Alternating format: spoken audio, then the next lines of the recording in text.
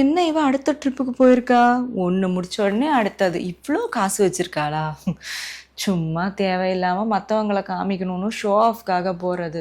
உனக்கு ஒரு ப்ரொமோஷன் கிடைச்சதெல்லாம் சரி, அது யாருக்கு வேணாலும் கிடைக்கும். லக் இருந்தா போதும். இது ஏதோ பெருசா உனக்கு கவர்மெண்ட் வேலை கிடைச்சது மாதிரி வீட்ல கூப்பிட்டு சொல்ற, ஸ்டேட்டஸ் போடுற. சரி, நான் உன்கிட்ட ஒன்று கேட்குறேன். நீ ஏன் டெய்லி இன்ஸ்டால எல்லாம் போஸ்ட் பண்ற? எல்லாரும் உன்னோட போஸ்ட்டை பார்த்துட்டு இருப்பாங்கன்னு நினைக்கிறியா? கண்டிப்பா இல்லை. எல்லாருக்கும் அவங்களோட வேலை இருக்கு. நான் கூட எவ்வளோ நாள் உன்னோட ஸ்டோரி எல்லாம் தட்டி விட்டுட்டு போயிருக்கேன்னு தெரியுமா? யாருக்கு இதுக்கெல்லாம் டைம் இருக்கு? எல்லாரும் உன் ஃபேஸுக்கு நேராக சொல்ல மாட்டாங்க. நான் உன் பெஸ்ட் ஃப்ரெண்டா இருக்கிறதுனால சொல்றேன். வேணும்னா நீ கேள். டெய்லி எல்லாம் போஸ்ட் பண்ணாத. எப்படி நீ ஹெச்ஆர் அப்படியே கைக்குள்ளேயே வச்சிருக்க? நீ கொண்டு வந்து கொடுக்குற ஃபுட்டுலேயே அவங்க விழுந்து கிடக்குறாங்கன்னு நினைக்கிறேன்.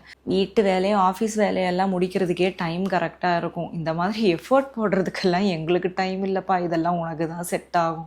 நீ அவளோட போஸ்ட் எல்லாம் பார்த்துருக்கியா? அதை பார்த்தா ஏதோ மகாராணி மாதிரி வாழ்ந்துட்டு இருக்கான்னு தோணும். ஏதோ ஹாப்பியான லைஃப்பில் இருக்கா அப்படின்னு. சும்மா இன்ஸ்டால எல்லாம் காமிக்கிறதுக்காக போடுறா. அவள் கேரக்டர் நம்மளுக்கு தான் தெரியும்ல. ஐயோ திமிரு பிடிச்சவா. அந்த கேரக்டருக்கெல்லாம் எப்படி நல்ல வாழ்க்கை கிடைக்கும்? சும்மா காமிக்கிறாடி.